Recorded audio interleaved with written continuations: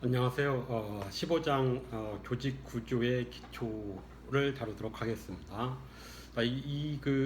챕터부터는 이제 그 조직 수준의 그런 오비이고, 그래서 이제 이 그 이후의 내용들은 사실 이제 조직 이론에서 또는 조직론 또는 조직 이론에서 별도의 그 과목으로 개설되어 있기도 합니다.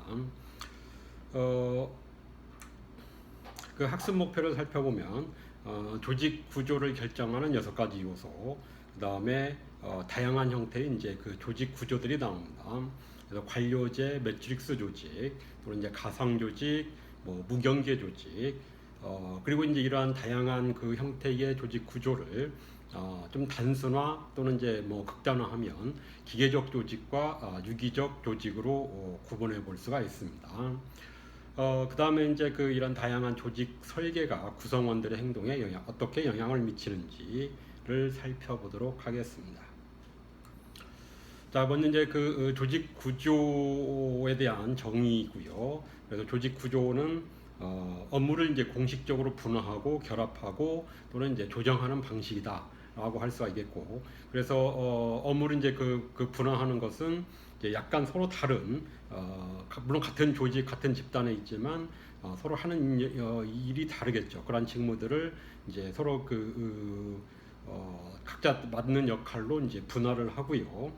그 다음에 결합은 이제 그래도 이제 유사한 업무들끼리는 이제 결합을 해서 뭐 부서화를 할 수도 있겠고, 유사한 업무들을 맡고 있는 사람들끼리 이제 모으는 거죠.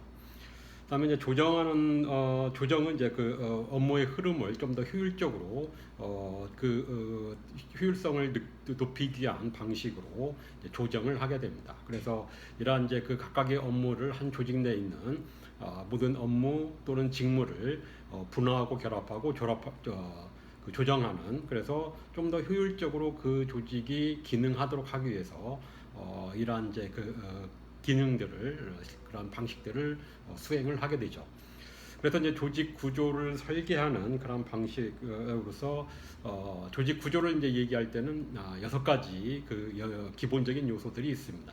그래서 업무를 이제 분업화할 것인지 뭐 그렇지 않을 것인지, 뭐 부서화를 한다고 해서 이제 어떻게 부서화를 할 것인지, 그다음에 이제 명령 체계를 어떻게 짤 것인지, 통제 범위는 이제 얼마 넓게 할 것인지, 또 이제 의사 결정을 이제 중앙 집중할 것인지 아니면 이제 분권화할 것인지, 또는 이제 공식화 정도를 어떻게 할 것인지, 뭐 이러면서 이제 조직 구조를 결정짓는 6가지 요소가 되겠고요.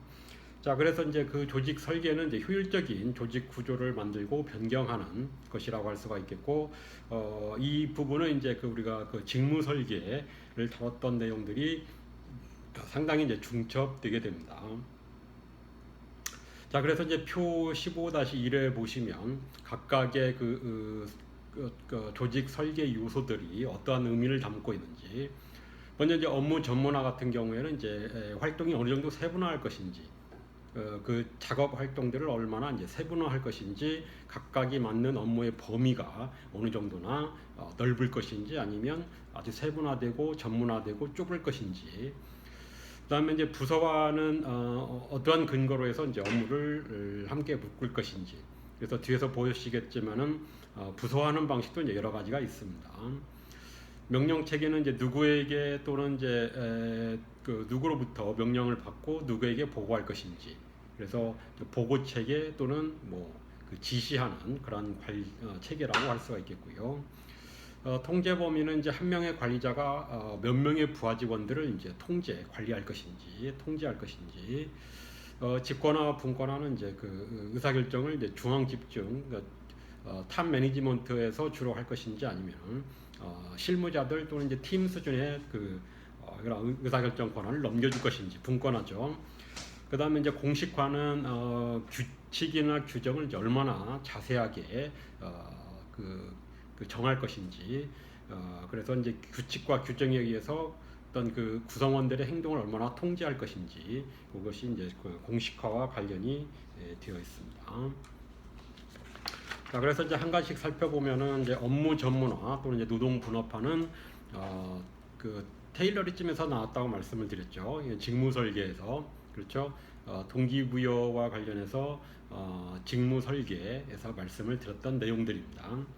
그래서 업무 전문화 이제 조직 내 활동이 독립적인 작업으로 분리되어 있는 정도. 그래서 한 사람이 얼마나 그 세부적인 것을 단순 반복적으로 수행하느냐, 아니면 좀 더 그 반대는 업무 전문화의 반대는 좀 더 브로드밴딩이죠. 좀 더 한 사람이 다양한 직무를 수행하는 것을 의미합니다. 그래서 이제 20세기 초반에 이제 포드 자동차 회사입니다. 그 헨리 포드가 이제 이러한 그 테일러리즘을 받아들여서 그런 이제 한 사람 한 사람 그 노동자들은 이제 단순 반복적인 업무를 수행함으로써 생산성을 극도로 높였던 그러한 이제 전례가 있습니다. 그래서 표준화되고 반복적인 업무를 할당해서 높은 생산성을 달성했고, 이것이 다른 산업에도 이제 전파되는 그러한 계기가 되었습니다. 그래서 이제 관리자들은 업무 세분화 방식으로 이제 효율성을 모색하고 어떠한 방식이 가장 효율적인 그러한 노동을 수행할 것인지를 모색을 하게 됩니다. 그래서 이제 1940년대 말까지만 하더라도 대부분의 어떤 제조업에서 취했던 방식이고요. 세분화된 업무 방식에 따라서 수행을 하고, 그로 인해서 대량 생산 체계가 이제 자리 잡는 그러한 계기가 되었습니다. 자, 그렇지만 이제 이런 그 업무 전문화를 특히나 이제 너무 과도하게 전문화를 함으로써 여러 가지 이제 문제점들이 나타나기 시작했죠. 그래서 여러 가지 이제 노동자들로부터의 저항이 일어나게 됐고, 그 가장 큰 이유는 사람들은 기계가 아니라는 거죠. 그래서 1960년대에는 이제 전문화가 너무 심해짐으로 인해서 뭐 실증을 느끼고 피로를 느끼고 스트레스가 쌓이고, 이제 그럼으로써 생산성이 떨어지고, 그다음에 품질이 떨어지고, 이제 결근율이 높아지고, 뭐 아무래도 이제 더 피곤하고 단순 반복자 하다 보면 이제 뭐 의욕도 생기지 않고, 그렇죠. 그래서 이제 이직률도 높아지고, 그래서 이러한 이제 인간으로부터 나타났던 이제 비경제성, 그러니까 효율성 측면에서는 좋았는데, 만약 사람이 기계처럼 그런 작동할 수 있다면은 참 효율적인 방식인데, 인간은 기계가 아니고 이러한 이제 여러 가지 그 인간으로 인한 이제 비경제성이 나타나고, 그래서 이러한 이제 그 인간적 비경제성이 이제 경제적 이득을, 효율성으로부터 오는 경제적 이득을 이제 앞지르게 되는, 더 크게 되는, 그럼으로써 이제 문제가 생기기 시작했다는 거죠. 그래서 이제 다양한 업무 활동을 제공하고 이제 팀제를 실시하고, 그럼으로써 여러 가지 또 뭐가 있죠? 로테이션이나 인라지먼이나, 그렇죠? 인리치먼, 뭐 이러한 것들을 통해서 이제 그러한 그 업무 전문화에서 오는 그러한 이제 부정적인 그런 측면들을 이제 개선하고자 직무 설계 또는 조직 설계를 하게 된 거죠. 그래서 이제 생산성과 그 노동자들의 어떤 만족도가 증가하게 되는.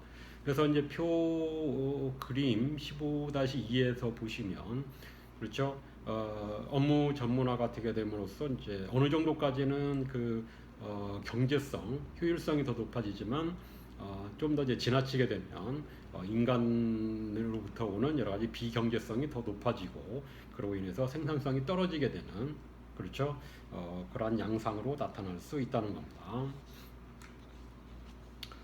자, 그 다음에 이제 그 부서화인데, 이제 부서화는 유사한 업무들을 이제 묶는데 사용되는 이제 몇 가지 원칙들이 있습니다. 부서화하는 원칙들이 있고, 그래서 여기 5가지를 소개하고 있는데, 가장 많이 그 부서화하는 기준이 되는 것은 이제 그 기능별이죠.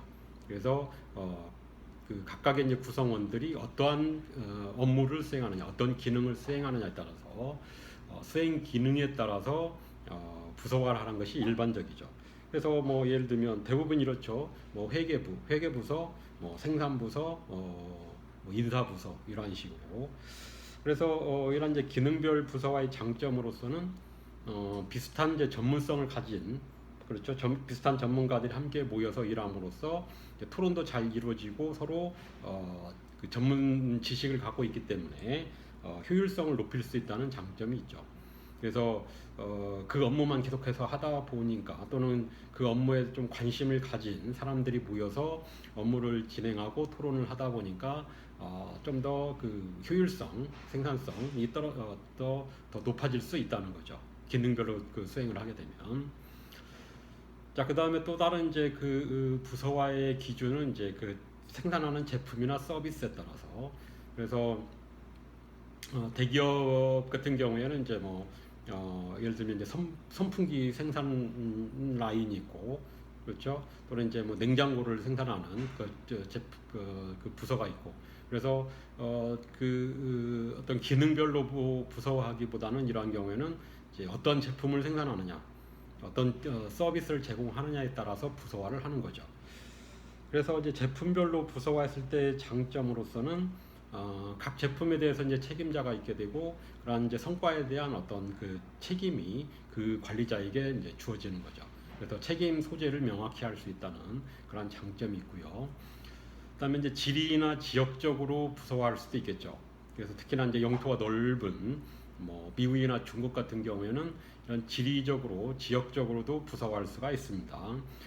특히나 이제 지리나 지역적으로 어떤 그 고객들의 요구가 좀 상이할 때, 좀 선호하는 게 다를 때, 그렇죠? 이러한 경우에는 이제 지리적으로 지역적으로 이제 부서화를 하는 것도 좋은 방법일 수가 있습니다. 자, 그다음에 이제 공정 차이에 따라서 공정별로 이제 부서화할 수도 있죠. 그래서 뭐 예를 들면 이제 그 자동화 공정 따로, 이제 수작업 공정 따로.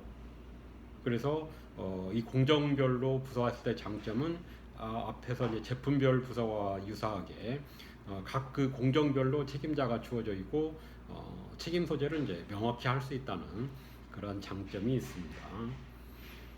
자, 그다음에 이제 마지막으로 이제 고객 유형별로 부서화할 수도 있습니다.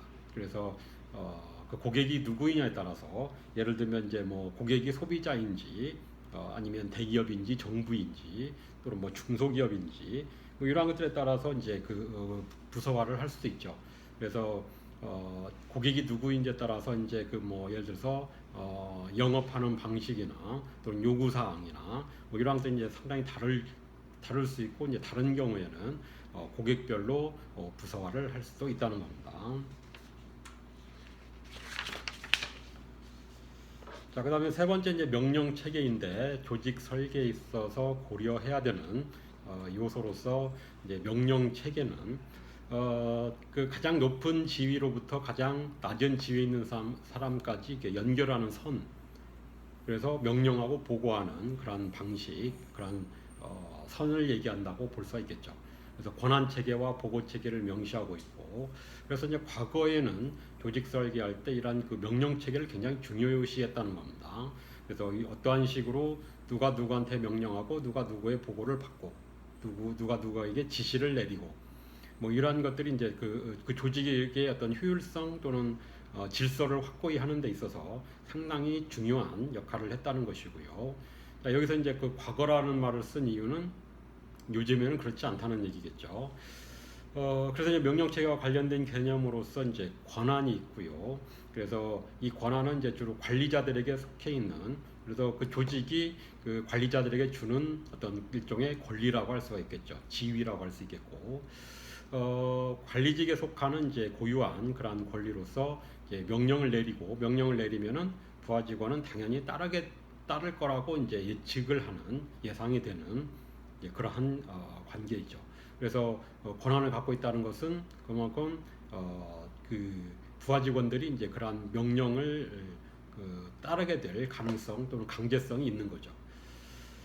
그다음에 이제 명령의 통일성은 그 한 근로자에게는 오직 한 명의 직속 상관만 있어야 된다는 겁니다. 이제 그렇지 않으면 이제 혼란이 일어날 수 있다는 거죠. 만약에 이제 그 직속 상관이 두 명이면은 두 명이 서로 다른 방식으로 그 지시를 내렸을 때 어떻게 따라야 될지 그 부하 직원은 잘 모르겠죠. 막 헷갈리겠죠. 갈등을 일으키겠고. 그래서 특히나 이제 과거에 그런 그 명령 체계를 강조하는 그런 조직에서는 명령의 통일적인 명령 체계가 굉장히 중요한 역할을 했다는 겁니다. 자, 그러나 이제 앞서 말씀드린 것처럼 이제 이런 명령 체계의 어떤 중요성이 변화되어 왔고 감소되고 있습니다. 그래서 그 노동자들의 어떤 이제 권한을 강화하는 그런 추세가 있죠. 기술 발전의 영향으로서 이제 명령 체계의 어떤 중요성이 감소하고 있고, 그래서 이제 기술이 발전함으로써 요즘에도 뭐 여러 가지 지금 이제 강의도 온라인으로 하고 있지만, 이런 이제 서로 서로 이제 토론하고 의사소통하는 것이 이런 이제 이런 기술들 그 의사소통 어떤 기술들을 이용해서 그 명령 뭐 서로 이제 지시가 이루어질 수도 있고, 그래서 과거에는 이제 상명하복적인 그런 명령체가 중요했다고 한다면 지금은 좀 더 이제 토론하는 문화, 뭐 이러한 또는 이제 권한을 부여하는 그러한 문화, 그러한 이제 방식이 더 강화됨으로 인해서 과거의 어떤 명령 체계의 중요성이 떨어지고 있다는 거죠. 그리고 기술이 발전하면서 이제 그 낮은 직급에 있는 사람들도 충분히 자신의 업무의 전문성을 가지고 일을 수행할 수 있는 그러한 방향으로 바뀌고 있죠. 과거에는 이제 관리자들이 내렸던 의사결정 권한을 이제 현장 근로자들이 이제 수행을 하고 있고요. 구성원들이 이제 자치적으로 행동하고 교차 기능적인 서로 이제 다양한 기능을 가지고 있는, 뒤에서 매트릭스 조직 형태도 나오긴 하지만 다양한 기능을 가진 사람들이 이제 하나의 팀을 구성해서 프로젝트를 진행하는 뭐 이러한 이제 방식이 대중화되고 있다는 거죠. 뭐 이러한 체계에서는 서로 다른 부서의 사람들이기 때문에 뭐 그 지위 고하가 그렇게 크게 중요하지 않을 수 있는 거죠. 뭐 경우에 따라서는 이제 그 두 사람의 그 팀장의, 예를 들어서 팀장의 명령을 받을 수도 있고, 이제 원래 그 속해 있는 부장의 명령을 받을 수도 있고, 이런 좀 복잡한 그런 상황이 되고 있기 때문에 과거에 비해서 이제 명령 체계가 그만큼 이제 덜 중요해지고 있다는 겁니다. 자, 그렇지만 아직도 많은 기업들이 이제 그 명령 체계를 강조함으로써 생산성을 향상시킬 수 있다라고 믿고 있다는 것이고, 이것이 잘못됐다는 것이 아닙니다. 실제로 한 조사에 의하면은 한 50% 정도의 기업의 경영진들이 명령 체계가 아직도 중요하다라는 의식을 갖고 있다는 거죠. 이게 잘못됐다는 것이 아니고, 어떠한 사람들과 어떤 그 상황에 있는 기업들에서 이러한 그 명령 체계가 아직도 중요할까요?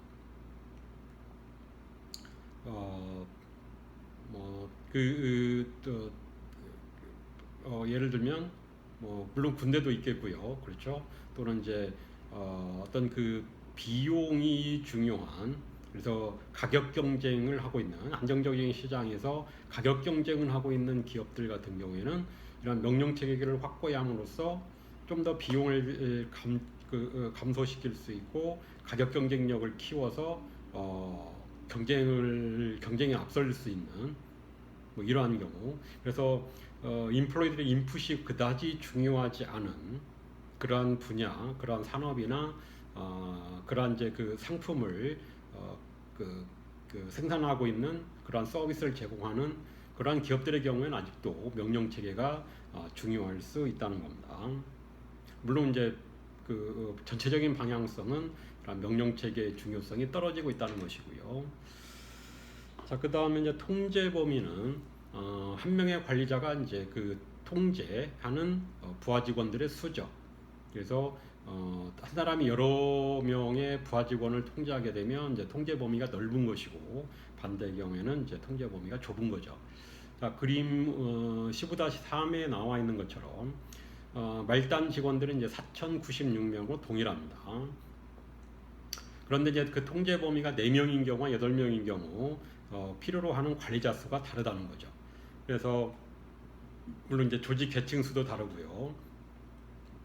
그래서 한 명의 관리자가 4명의 부하 직원을 통제하는 구조 속에서는 관리자가 1,365명이 필요합니다.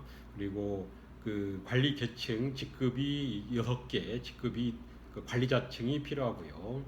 그에 비해서 한 명의 관리자가 8명의 부하 직원을 통제하는 그런 상황에서는 관리자들은 이제 585명만 필요하고, 이 관리자층도 4개층, 그렇죠? 그래서 훨씬 적은 관리자들, 뭐 대략적으로 보면 뭐 2분의 1인가요? 2분의 1도 안 되는, 그렇죠? 2분의 1도 안 되는 관리자들만 필요한 그런 상황으로 가게 됩니다. 그래서 통제 범위가 결국에는 이제 그 조직 내 계층 수와 관리자 수를 결정을 하고요. 그렇죠? 통제 범위가 넓을수록 이 계층 수도 적어지고 관리자 수도 적어지죠. 통제 범위가 좁을수록 이제 비효율적일 수 있다는 겁니다. 비용이 많이 들어가니까. 관리자 수가 증가하기 때문에 이제 비용이 많이 들고 수직적 의사소통 속도가 느려지죠. 여러 단계를 그만큼 7단계를 거쳐야 되기 때문에 수직적 의사소통 보고하고 또 뭐 그 명령을 내리고 하는 그런 단계가 많아지는 거죠. 또 이제 지나친 간섭으로 인해서 자율성이 떨어지고요. 노동자들 자율성이 떨어지겠죠. 많은 사람들이 통제를 하기 때문에 또한 이제 그 한 사람 네 사람만 통제하기 때문에 그만큼 이제 많은 간섭 그렇죠. 8명을 통제하는 경우보다는 간섭을 많이 하겠죠 관리자들이. 반대로 이제 통제 범위가 넓으면은 비효과적일 수 있다는 겁니다. 그 한 사람이 이제 8명을 통제하다 보면은 이제 좀 더 도와주고 뭐 지원을 해줘야 되는데 그게 이제 어려울 수도 있죠. 시간이 모자라서 리더십과 지원을 제공할 시간이 부족해서 실제로 지원을 하지 못하고 그 일을 완료하지 못하는 비효과적일 수 있다는 겁니다. 그렇지만 어쨌든 이제 최근에 어떤 그 추세는 통제 범위를 넓게 가져가는 그런 추세이고요. 위에서 보셨던 이제 그 통제 범위가 좁을 때 비효율성을 극복할 수 있기 때문에 통제 범위를 넓혀가고 있습니다. 원가와 간접 비용을 절감할 수 있고요. 관리자 수, 인건비가 많이 줄죠. 의사결정 속도가 향상되죠. 한 3단계 아니면은 뭐 그 팀 내에서 다 결정하도록 할 수도 있고, 근로자들이 이제 권한을 위임한다든가, 유연성을 증가시킬 수 있고, 고객과 밀착시킬 수 있고, 그렇죠. 그래서 권한 위임 추세는 앞에서도 말씀을 드렸고, 이제 그 스스로 결정해서 스스로 현재에 맞게 위적 변화에 효과적으로 대응할 수 있겠죠. 그다음에 고객들과 밀착해서 이제 고객 만족을 증가시킬 수 있고, 그래서 이런 것들이 중요해지기 때문에 그 통제 범위를 넓혀가는 그러한 추세에 있습니다. 자, 그다음 5번째 이제 직권화와 분권화인데 의사결정을 이제 어디서 내릴 것이냐, 중앙 탑 매니지먼트에서 주요한 의사결정을 할 것인지 아니면은 이제 그 부서나 팀 내에서 그 실무자들에게 이제 주로 의사결정을 내리게 할 것인지 이제 그러한 차이입니다. 집중한다는 것은 이제 의사결정 권한이 초고 경영진에게 이제 집중되어 있는 것이고, 분권화는 업무 실행과 밀접한 실무자들에게 이런 많은 의사결정을 이제 권한을 준다는 거죠. 그래서 분권화를 하는 이유는 이제 유연하고 좀 더 환경에 잘 대처하기 위해서, 즉각적으로 대응하기 위해서 통제 범위가 넓은 경우와 이제 유사하죠. 문제 해결을 위한 이제 조치가 신속하게 내려지고 바로바로 의사결정을 할 수 있는 거죠. 결정을 할 수 있는 거죠. 더 많은 사람들이 의사결정에 참여함으로써 좀 더 좋은 의견이 좋은 의견이 반영될 수도 있겠고요. 그렇죠. 또한 이제 수용성도 증가하고 자신들이 의사결정을 내렸기 때문에 더 받아들이겠죠. 우리가 내린 결정이다라고 하는 그런 의식도 있겠고. 그래서 실제로 이제 세부적인 지식들은 이제 그 최고 경영진보다는 팀장이나 팀 내에 실무자들이라든가 이런 사람들이 더 많이 알고 있다는 거죠. 그래서 더 효과적인 의사결정을 할 수 있다는 겁니다. 그래서 요즘에 분권화 추세로 가고 있고요. 자, 그 다음에 마지막으로 이제 공식화인데, 이 공식화는 이제 규정과 규칙이 얼마나 많은지, 그래서 그 노동자들의 어떤 작업 활동을 얼마나 까다롭게 규칙을 적용하고 있는지 그런 정도입니다. 그래서 이런 표준화되어 있으면, 공식화되어 있으면은 노동자들은 이제 똑같은 방식으로 일을 하고 그 산출물은 항상 그 생산 제품은 통일되어 있고 동일하고, 그렇죠. 이 제품을 생산하기 위해서는 이러이러한 과정을 거쳐야 된다라고 되어 있기 때문에 동일하게 이제 생산을 하기 때문에 동일한 제품이 나오는 거죠. 직무기술서가 잘 정리가 되어 있고요. 두껍겠죠. 아주 일일이 세심하게 다 세부적으로 다 규정을 마련을 해야 되기 때문에 규정이 많고 업무 절차가 세부적으로 명시되어 있고 그러겠죠. 그래서 이제 표준화되어 있을수록, 공식화되어 있을수록 이제 근로자들의 어떤 자율성, 재량권이 떨어지겠죠. 자신의 업무에 미치는 영향은 줄어들겠고, 반대로 이제 공식화 정도가 낮을 경우 좀 더 이제 그 자유 재량권이 많이 주어지겠고, 그렇죠. 업무가 프로그램화되어 있지 않고 어떤 그 규정이나 규칙이 적고, 그래서 근로자들 입장에서는 이제 많은 자유가 주어져 있고 재량권, 그 자율성이 주어져 있는 그런 경우가 됩니다. 자, 그래서 이제 일반적인 조직 설계 방식으로 앞에서 살펴봤던 이제 6가지가 이제 어떻게 그 조합이 되어 있느냐에 따라서 단순 구조, 관료제 또는 매트릭스 구조 이렇게 3가지 정도로 구분해 볼 수가 있습니다. 그래서 이제 단순 구조는 부서화 정도도 낮고 통제 범위는 넓고 한 개인에게 권한이 집중되어 있고 공식화는 낮은, 그래서 소규모의 또는 이제 스타트업의 그러한 기업들이 단순 구조를 갖게 됩니다. 그래서 그 소유자가 경영을 하는 거죠. 뭐 대주주 또는 이제 그 오너가 경영도 하는 소규모의 그러한 기업들이 단순 구조를 갖게 되겠죠. 그래서 이제 소규모 기업의 이제 보편적인 형태로서 경영자와 소유자가 이제 동일한 그런 경우가 많고요. 자, 그 단순 구조의 장점으로서는 이제 단순하다는 겁니다. 뭐 복잡하지 않고 뭐 20명, 30명, 신속하죠. 뭐 CEO가 그 오너기 때문에 결정을 하면 바로바로 그 실행에 옮길 수 있죠. 유연하고요. 여러 가지 이제 여러 그 경로를 거치지 않고 CEO가 결정하면 하는 거죠. 운영비가 낮고요. 중간 관리자가 적고요. 그렇죠. 책임 소재가 명확하죠. CEO가 다 책임지는 거죠. 그렇죠. 단순 구조의 단점으로서는 이제 규모가 커지면 적용하기 어렵고 경영자 한 사람에게 의존하게 되므로 이제 위험도가 높은 거죠. 한 사람이 의사결정을 하게 되면 이제 아주 다양한 그런 상황이나 아이디어를 반영할 수 없고 그 사람의 어떤 지식이라든가 경험에 한정되어 있기 때문에 잘못된 의사결정을 할 가능성이 많고 그만큼 이제 위험이 큰 거죠. 자, 그래서 이제 그 소기업들이 좀 더 커지고 규모가 커지게 되면은 좀 더 이제 체계를 잡아나가고 이제 그 관료제로 나아가게 됩니다. 막스 베버가 정리한 그런 개념인데 관료제는 이제 6가지 요소 중에서 이제 그 왼쪽 편에 해당되는, 그래서 뭐 예를 들면 분업화되는, 그래서 고도로 정형화된 그런 업무를 하고 한 사람 한 사람은 노동자 한 사람 한 사람은 이제 아주 분업화된 세분화된 전문화된 일만을 하는 거죠. 단순 반복적인 일을 기능적으로 부서화된 업무를 하고요. 그렇죠. 그래서 전형적으로 뭐 회계부서, 뭐 생산부서, 인사부서 이러한 식으로 기능적으로 부서화되어 있고 전통적으로 이제 기능적으로 부서화가 많이 되어 있고 대부분의 조직 체계가 아직도 이제 그러한 방식으로 부서화가 되어 있죠.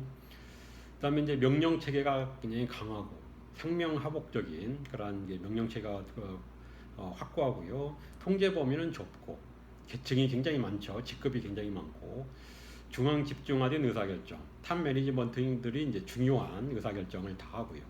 그다음에 공식화된 규정과 규칙이 많고요. 그렇죠. 그래서 주로 이제 그 공식화되어 있고요.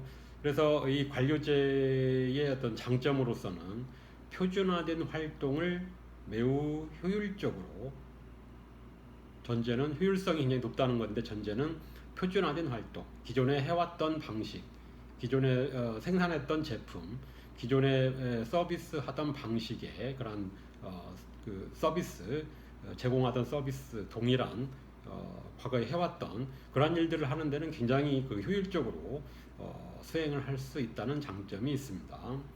자, 그렇지만 이제 요즘에 그 관료제가 많이 그 비판을 받고 있는 그러한 요인들, 단점이 상당히 있죠. 하부 단위 간에 이제 갈등이 일어날 수 있다는 겁니다. 어떤 그 기능별로 부서화되어 있기 때문에 또 서로 관심도 많이 다르고 또한 관심이나 이해관계가 다르기 때문에 하부 단위 간의 어떤 갈등이 자주 빚어질 수 있다는 겁니다. 그래서 이제 부서 목적을 우선시하는 부서 이기주의도 많이 얘기를 하고 있죠. 그 전체 조직의 어떤 그 목표 달성보다는 자신의 어떤 부서가 좀 더 많은 이득을 얻기 위한 그런 그 방향으로 사람들이 행동하고 말을 한다는 거죠. 생각하고 그다음에 이제 규정에 너무 집착하고 아주 세분화된 그런 규칙을 갖고 있기 때문에 거기에서 벗어나지 않기 위해서 그 수많은 것들을 이제 거기에 이제 그 초점이 맞춰져 있는 집착하는 그런 방식으로 간다는 거죠. 외부 변화에 신속한 대처가 어렵고요. 그래서 이제 어떻게 보면 이게 가장 큰 단점이죠. 그 규정을 지켜야 되고 또 보고를 해야 되고 명령을 듣고 기다리고 있어야 되고 굉장히 느리죠. 그렇지만 사회는 또는 그 경제는 굉장히 빠르게 변하고 있고 그러한 그 빠르게 변화하고 있는 것에 대처를 할 수 없다는 겁니다. 이제 이게 가장 큰 단점이고요. 그래서 이제 관료제는 구성원들이 정형화된 의사결정을 그 규칙에 따라서 익숙한 업무를 수행할 때만 효율적일 수 있다는 그러한 한계를 갖고 있고 앞서 잠깐 말씀드린 것처럼 물론 아직도 관료제가 필요한 또는 관료제가 더 많은 성과를 가져다 줄 수 있는 조직들이 존재합니다. 이것이 비판받는다고 해서 이것이 뭐 모든 조직에 다 필요 없고 그 쓸모없는 것은 아닙니다. 여전히 유효한 그러한 조직들도 상당히 존재합니다. 어쨌든 이제 그 좀 더 최근에 제시된 그런 그 조직 설계 방식이 이제 매트릭스 구조입니다. 그래서 이건 이제 이중 명령 체계를 가지고 있고 이 그 그림 그 정리되어 있는 그 표에 보시면은 제품별 부서와 그 다음에 기능별 부서화를 혼합한 그래서 지금 가로축으로는 이제 제품 1, 제품별로 부서화된 거죠. 제품 1, 2, 3, 4. 그다음에 세로축으로는 이제 생산부서, 회계부서, 인사부서. 그래서 행과 열이 있죠. 행렬이죠. 행렬이 매트릭스죠. 그렇죠. 그래서 이 매트릭스 구조는 결국에는 이제 그 기능별 부서와의 장점과 제품별 부서와의 장점은 살리고 단점들은 없애기야. 뭐 그런 의미에서 도입된 그러한 구조입니다. 조직 구조이고요. 그래서 이중명령 체계를 가지면서 기능별 부서화와 제품별 부서화를 결합한 물론 장점만을 따오기 위한 그러한 취지에서 나온 구조입니다. 그래서 이제 기능별 부서와의 장점은 앞서 말씀드린 것처럼 이제 같은 분야의 전문가들이 모여 있다는 거죠. 그만큼 이제 전문성을 갖고 있고 좀 더 시너지 효과를 낼 수 있는 서로 토론도 하고 서로 지식 전이도 일어날 수 있는 그런 가능성이 있고 기능별 부서와의 단점은 정해진 시간과 예산 내에서 제품을 완성하기 어렵다는 단점이 있죠. 예를 들면은 그 생산 부서에서 지원이 있어야 되는 거죠. 지원이 있어야만 예산이 있어야만 수행을 할 수 있고 또 이제 인사부서로 그 인원이 충당되어야만 그 일을 진행을 할 수 있는 거죠. 생산부서에서 아무리 열심히 하려고 해도 다른 부서에 어떤 지원이 없게 되면 하기가 어렵죠. 그렇죠. 필요한 제품을 제때 생산할 수 없는 단점이 있습니다. 그에 비해서 제품별 부서화는 이제 이 기능별 부서화의 장단점과 서로 상반된다는 거죠.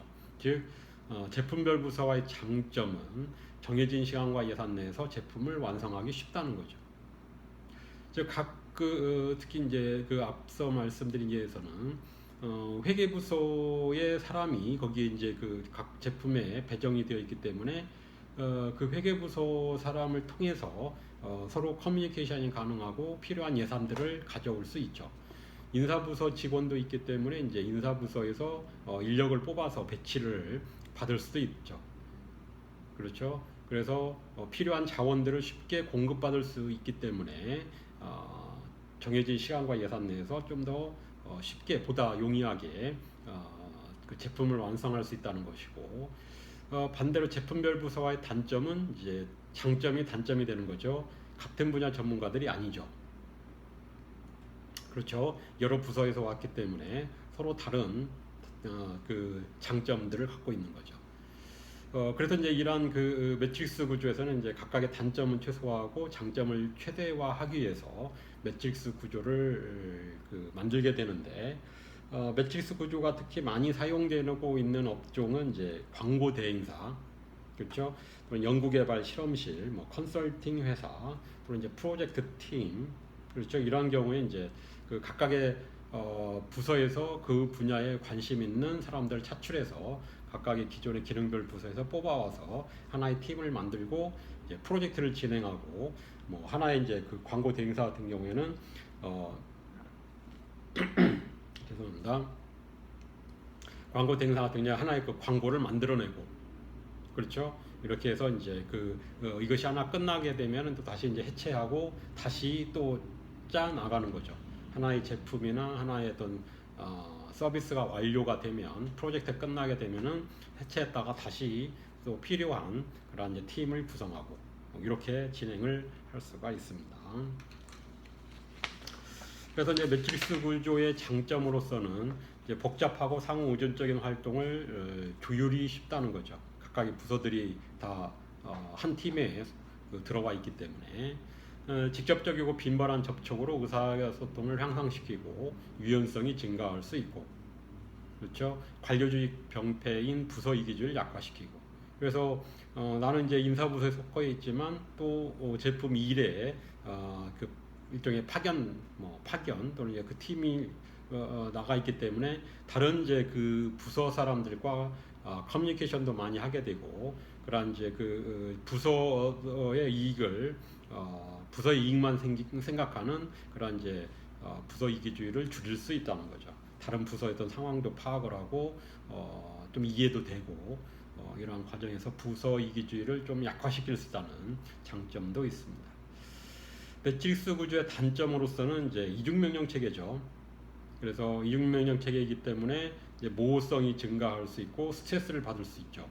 그래서 이 현재 팀에서의 팀장과 또 부서에서 원래 기능별 부서와 이제 인사부서에서 부장이 있겠죠. 두 명의 상사를 두고 있는 거죠.